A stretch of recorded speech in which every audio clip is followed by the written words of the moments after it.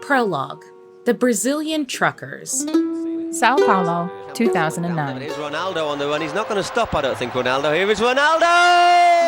Well, we said Ronaldo was due a goal, and there it is. It's March 8th, 2009. The Brazilian soccer superstar, Ronaldo Luiz Nazario de Lima, is playing his first game with his new team, Corinthians. He's so famous, he's simply known as Ronaldo, or O Fenomeno, Portuguese for the phenomenon. Ronaldo's been playing for European teams since 1994, and fans are thrilled to have him back in his home country. Here's Ronaldo. Ronaldo on a run. This is danger. Ronaldo into the area! This is Marcel Soares, a journalist in Brazil.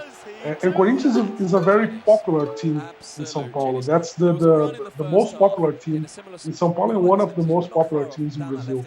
Many of its supporters are very humble people, like the truckers.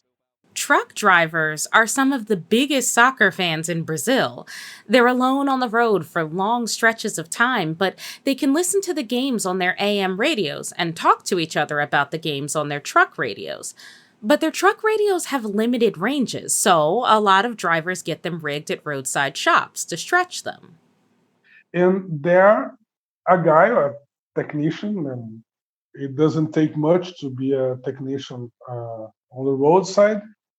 He would get your antenna and roll wire on the coil to double the frequency. And they say, well, it accesses the Bolinha satellite. They only refer to it as Bolinha. Bolinha, Bolinha, Bolinha, which is little ball. It's a little ball in the sky. A little ball in the sky. That's what the truckers call the satellites that stretch their radio ranges. These roadside technicians are MacGyvering the truck drivers' radios so that they can access satellites in the sky above Brazil. And it's not just truck drivers that love these satellites. Tapping into them provides communication abilities for people in many parts of Brazil that don't get cell phone reception, even deep in the Amazon. It's the best transmission you can get for the price you pay. Meaning, after paying the roadside technician to rig your radio, it's free. And drivers can talk to one another without fear of losing a signal. And they do, especially on game days. Soccer days were big on the satellite. Because the truckers were driving in the middle of the forest and they were listening to the game on the AM radio. And they are alone. The only people they have to talk to are other truck drivers using radio communication systems. And on March 8th, 2009, thousands of them tuned in to hear this.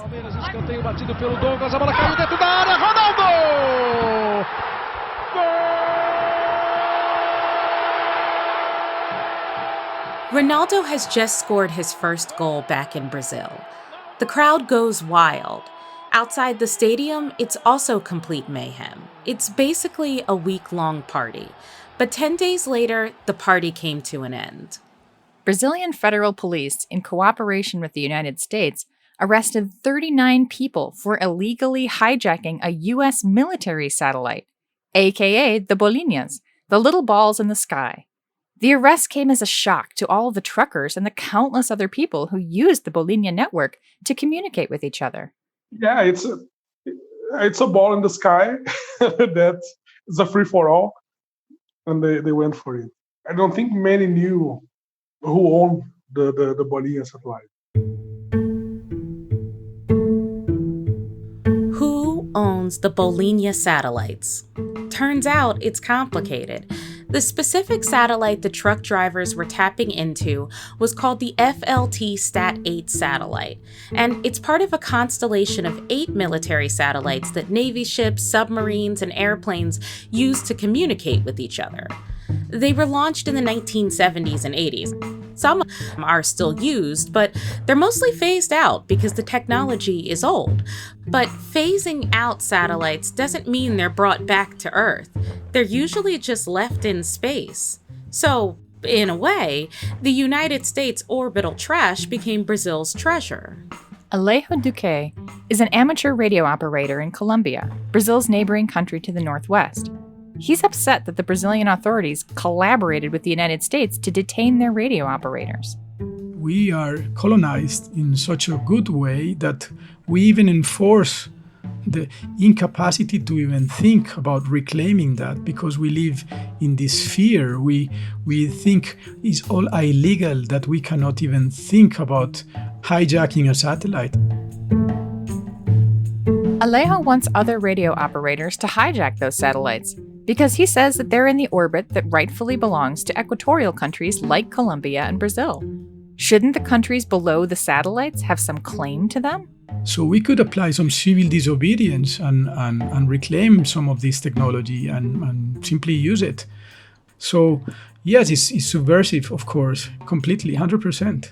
But in this planetary condition of technocratic control, we need to think in terms of how can we reclaim our rights. Latin American countries challenging ownership of space is nothing new. In fact, Alejo runs a website called the Bogotá Declaration. It's gained a following among space nerds because it's 100% dedicated to a little-known space treaty from the 1970s. The Bogotá Declaration was the first time that developing countries challenged spacefaring superpowers in their control over orbit.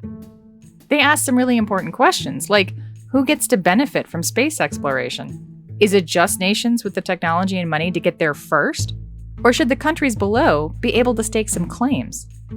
The declaration also highlighted the inequities inherent to space exploration, inequities that have only become more pronounced now that it's not just governments exploring space, but also individual billionaires. How will their actions in space be kept in check? This episode is all about challenging power in space, how it plays out in small grassroots ways like it did with the Brazilian truckers, but also how it unfolds in much bigger stages with much higher stakes. I'm Alexis Pedrick. And I'm Lisa Berry Drago, and this is Distillations. Chapter 1: Geostationary Orbit. To understand the Bogotá Declaration and these satellite hijackings, we need to understand the orbit these satellites travel on. Arthur C. Clarke is one of the 20th century's most renowned science fiction authors. He's probably most famous for co-writing the screenplay to the film 2001: A Space Odyssey. But he was fascinated by outer space long before that. In 1945, he sent a letter to the editor of the technical magazine Wireless World, suggesting that Nazi V-2 bomber rockets could become artificial satellites. Here's Lisa Ruth Rand, a historian of science, technology, and the environment, and an orbital space junk scholar at the Science History Institute. Arthur C. Clarke was, taking horrifying note of all of the horror and terror that these newly developed V-2 rockets, which were a German wartime technology, they were wreaking destruction all over his native England. And in this kind of moment of optimism, to some extent, really was started to imagine what a peacetime use of this new technology could be. He suggested that launching these would-be satellites to an altitude of 42,000 kilometers, 26,098 miles, would allow them to rotate alongside the Earth, meaning that a radio transmitter could transmit signals from a fixed point above the Earth. And this was actually a big deal, because number one, this was 12 years before Sputnik was even launched. The visionary part of it was that he imagined that the satellite could basically travel along with the Earth as it was rotating, and therefore only one or a handful of satellites would be needed to have continuous transmission, as opposed to a whole constellation of satellites. The second big idea was the hypothesis that there was a region in orbit where this phenomenon, satellites rotating along with the Earth, could happen. This region is now known as geostationary orbit, and Clarke was only off by about 6,000 kilometers. And for that reason, geostationary orbit is also sometimes known as the Clarke orbit, to recognize that Arthur C. Clarke made this suggestion back when the very first rockets were flying and being used as weapons, that he envisioned this idea of a peacetime use for a rocket, which ultimately ended up coming to fruition. This orbit is basically a sweet spot for these satellites. Those in lower orbit, like the ones being launched by SpaceX, travel faster than the Earth's rotation and therefore lose their signal frequently, which is why so many of them are needed. But you only need one or a few in geostationary orbit to transmit a crisp, continuous signal. An orbit that is 35,700 kilometers above the equator, and objects in that orbit circle the Earth at the same speed that the Earth turns.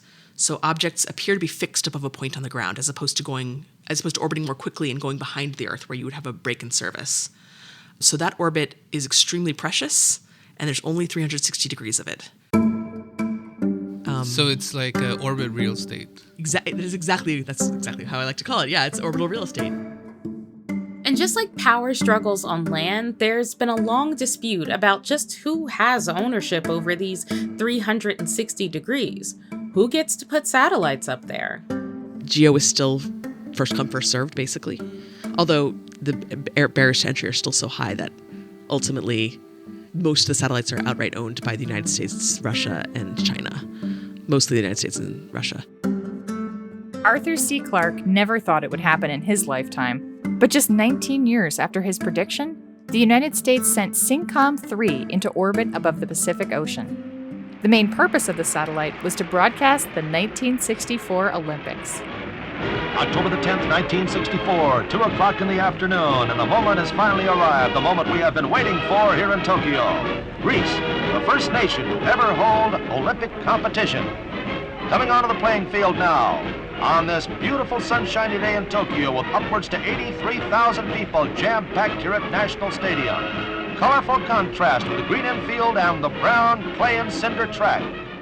It's a big deal because suddenly viewers in North America were able to see the games in real time as if they were halfway around the world, as if they themselves were sitting in the stands.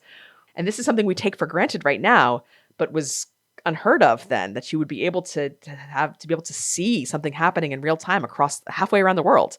SYNCOM-3 was proof of concept. The geostationary orbit worked. The 1964 Olympics were broadcast in North America in real time, all because of that precious orbital real estate over a handful of equatorial countries. Real estate that belonged to, well, who exactly? Chapter 2. Space Treaties. We said that orbital real estate is a lot like land-based real estate, but there's one key difference. Space has no clear owner. And there aren't laws that govern space either. Space is governed by treaties, and treaties are a lot different. Most treaties are about norms, right? It's a treaty, it's not a law. Because when you have an international treaty, especially, I always forget the number, is it 190 signatories to the Outer Space Treaty? There's well over 100 signatories to the Outer Space Treaty. Each of those signatory nations has its own legal regime, has its own language, legal and otherwise. You can't really create a law when you're talking about making a set of rules for how to engage when you're dealing with over 100 different nations with their own sovereignty and their own legal regimes. What you can do is create a set of norms. The example I like to give when I'm teaching this to students, right, is, let's say you're in an apartment with roommates, and one of your roommates, I'll give the gross one. One of your roommates just refuses to flush the toilet. Just refuses, right? You can't make a law saying you have to flush the toilet or we will arrest you, right? But you can make that roommate's life hard in other ways until they start doing what you want them to do, right? If all of the other roommates are saying, you need to flush the toilet, or we will give you the cold shoulder, or we will not agree to do our part of the chores elsewhere in the house. You can think of those as sanctions, right? But there's when you build a norm, when you build an expectation of behavior, there's ways of enforcing it that don't involve policing. On January 27, 1967, the United States, the United Kingdom, and the Soviet Union joined together at the United Nations to sign the Outer Space Treaty. Without such a treaty, life on Earth would be under continual threat, a nightmare existence. Soviet Ambassador Smirnovsky acted for Moscow. On the right sat the American chargé d'affaires. Other signings were made in Washington and Moscow. So far, 31 nations have joined in the treaty. The Outer Space Treaty was notable in that it designated outer space as the common heritage of all humankind. No state or other entity can claim ownership over space itself, and that includes the moon and other celestial bodies. That sounds great. It sounds great. Yes, it absolutely sounds great.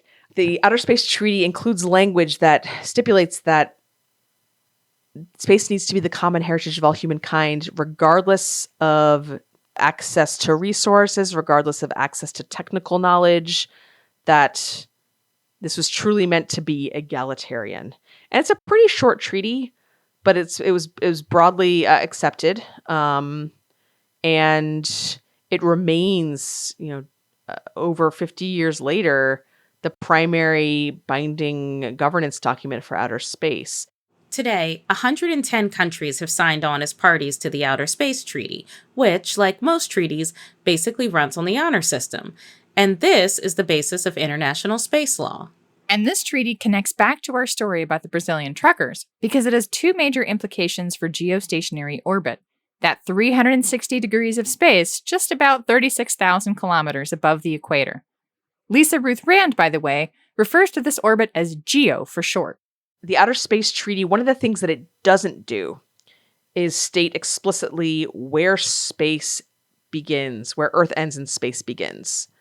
It kind of left, in some ways, that flexibility for those who wanted to criticize the document as a neo-colonial effort, flexibility to declare sovereignty over GEO by characterizing GEO as an earthly resource rather than a cosmic one. In other words, countries directly below the geostationary orbit could make a claim that it belongs to them. The second implication of the Outer Space Treaty is that it gave the United Nations the authority to regulate which countries get to park their satellites in geostationary orbit.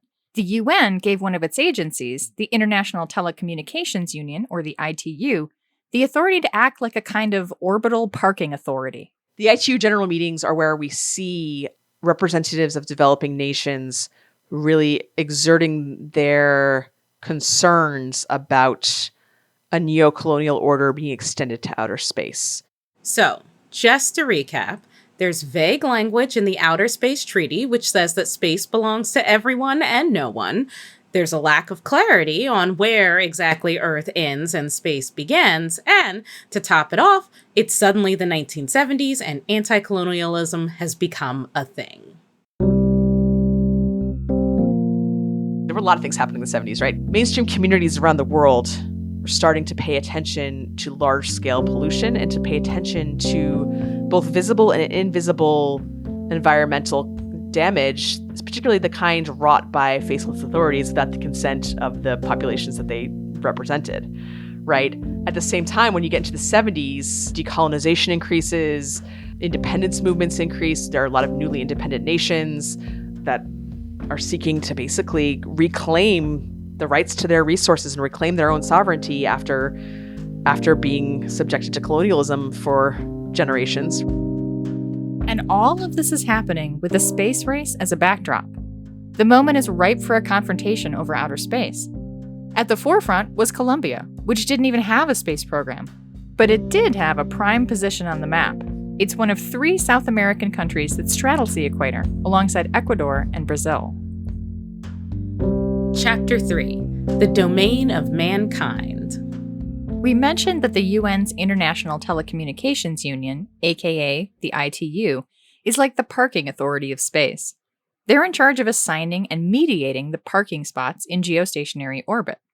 And in the 1970s, the ITU had a series of meetings to address concerns about who gets to park where.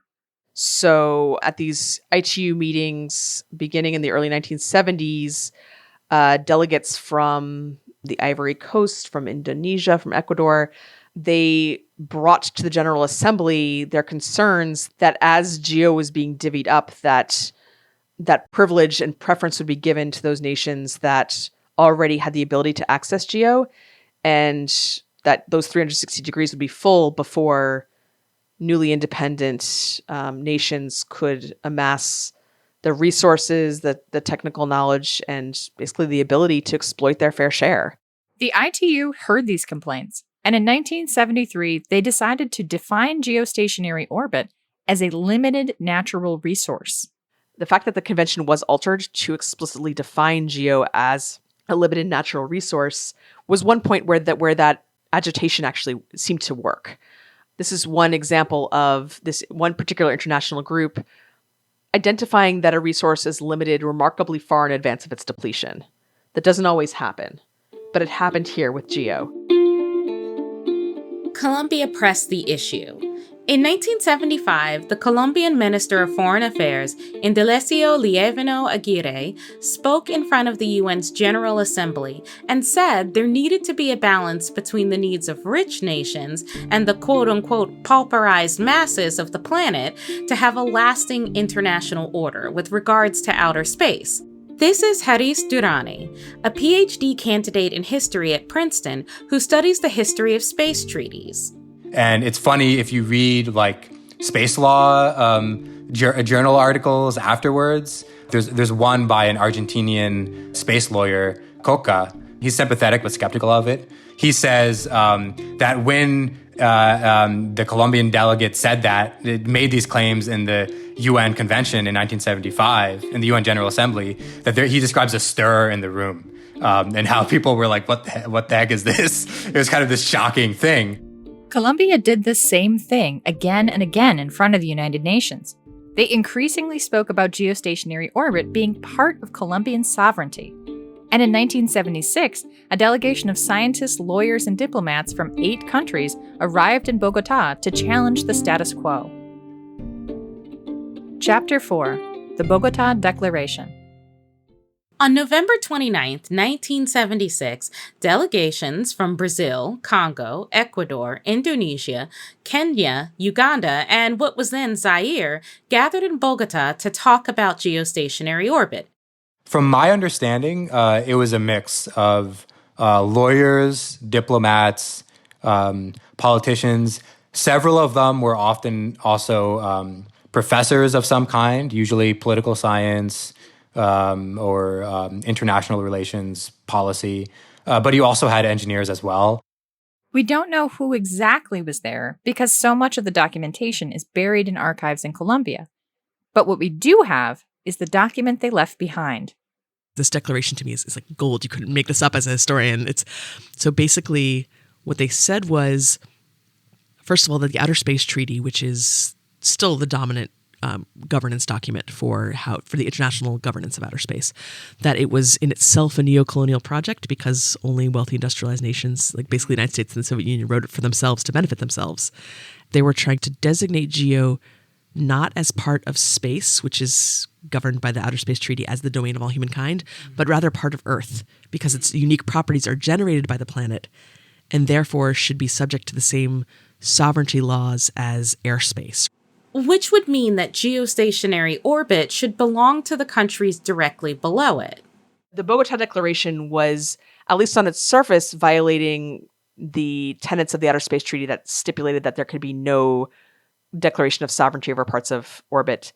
But the Bogotá Declaration's drafters were they kind of took a genius move by exploiting the fact that the Outer Space Treaty does not have a clear designation of where space begins to claim that geo, because of its special geophysical properties that they argued were generated by the planet Earth, should instead be considered part of Earth rather than part of outer space, and therefore subject to declarations of sovereignty as if they were part of Earth or part of airspace. It's worth noting that out of all the 8 countries that signed on to the Bogotá Declaration, only Indonesia had something resembling a space program, which was precisely their point. Their concern was that geostationary orbit was a limited natural resource, and that by the time most of them got a space program, the parking lot would be full. It would be overcrowded by all the cars, satellites, of richer countries. The Outer Space Treaty states that you can do whatever you want as long as you don't interfere with others. But those signing the Bogotá Declaration challenged that. A global South position, or what was thought of as the anti-colonial position, in which the Bogotá Declaration was a part of many arguments being made about space law. That position emphasized positive freedom, the idea which emphasized duties. So saying it's not just that everyone has the freedom to, in a sort of blasé way, do whatever they want without being interfered with, but also that there is also a duty to assist others and a duty to redistribute economic goods or services or capabilities. So in this case, the economic good was spaceflight, and the redistributive duty that the Bogota Declaration was emphasizing was the idea of sharing not only the technologies of spaceflight itself, but also economic or scientific benefits brought about through spaceflight, whether that's resource extraction or scientific discoveries. The official response by the United Nations was that the Bogota Declaration violated the Outer Space Treaty, and therefore it was not binding. The conclusion was actually kind of anticlimactic. You could say it was a failure, but that's not necessarily how historians see it. The disturbing and shocking quality of the declaration in some ways made it a success. It put the issue on the table.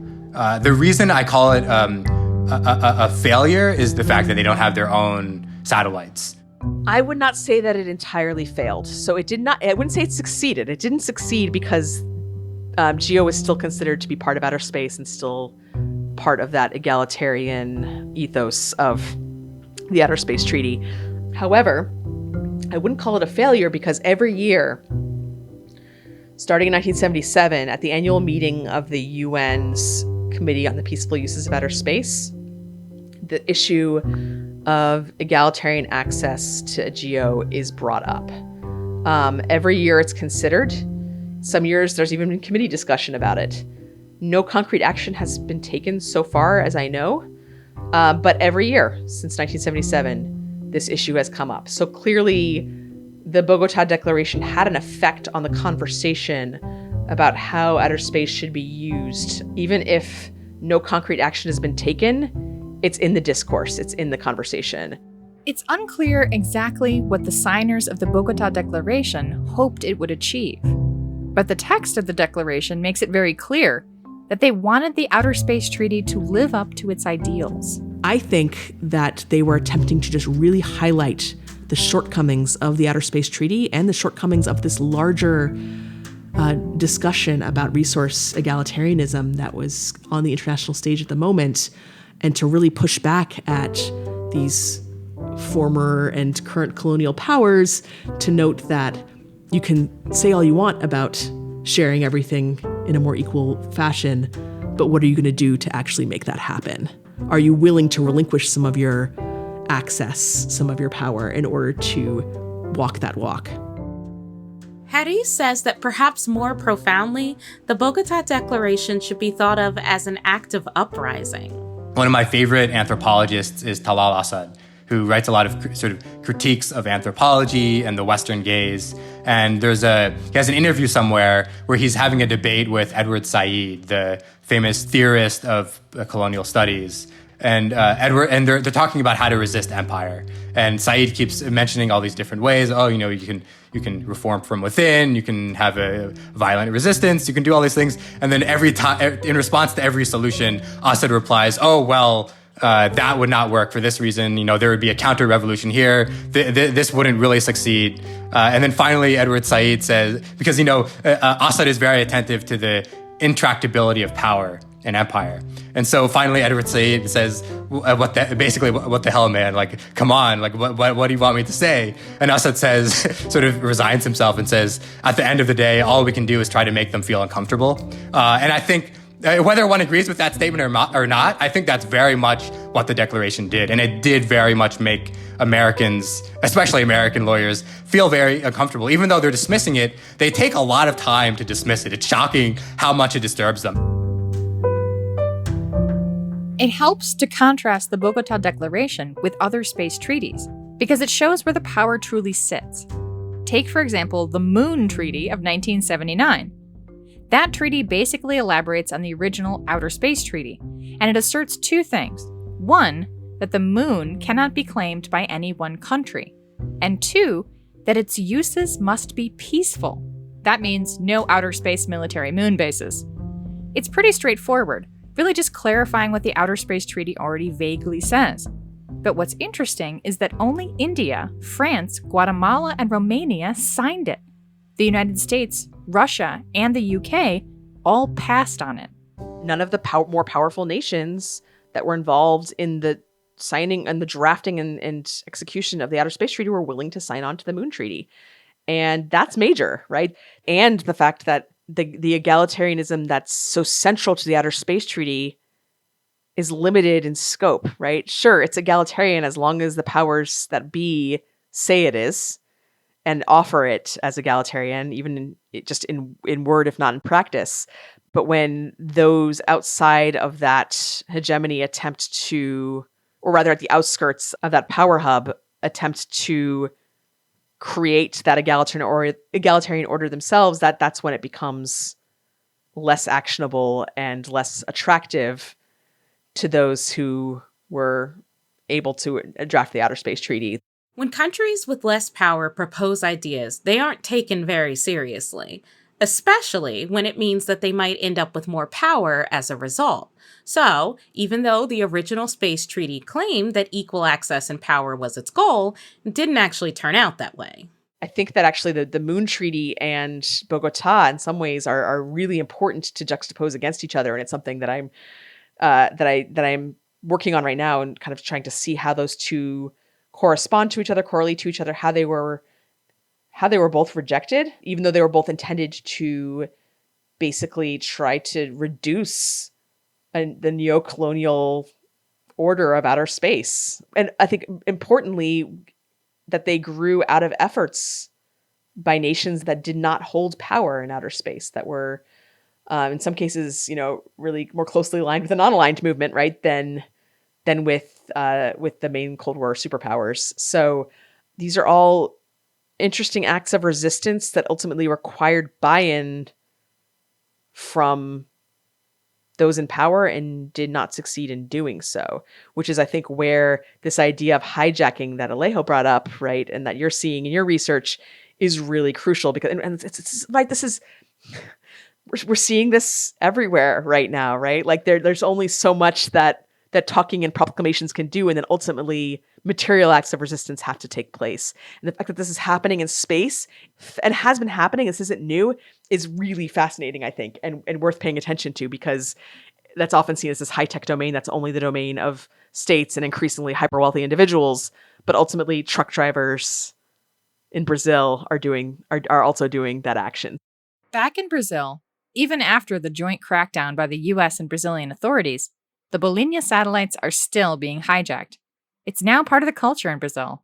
Lisa Ruth Rand says this is a form of uprising, maybe on a smaller scale than making a declaration to the UN, but one that has a more tangible and immediate impact.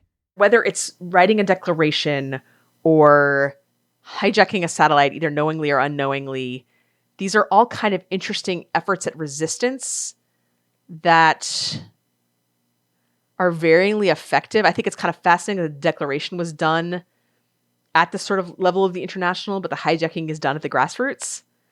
And yet one has had like a material effect and the other one hasn't, right? Like one was in some ways successful and the other one isn't, which shows, again, that another interesting thing I think about that from my perspective is that there is such a thing, right, as grassroots space power. And I had not thought about that until this very specific moment.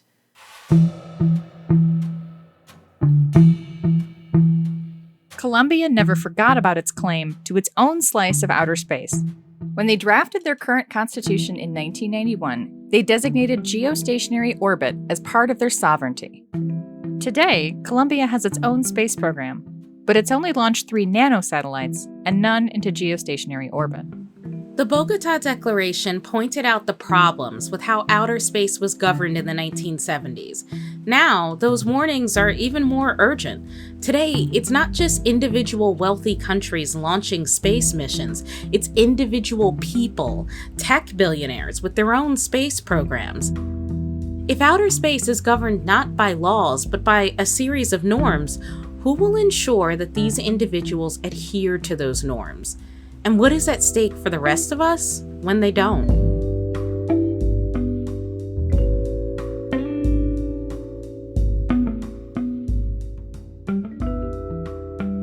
Thanks for listening to this episode of Distillations.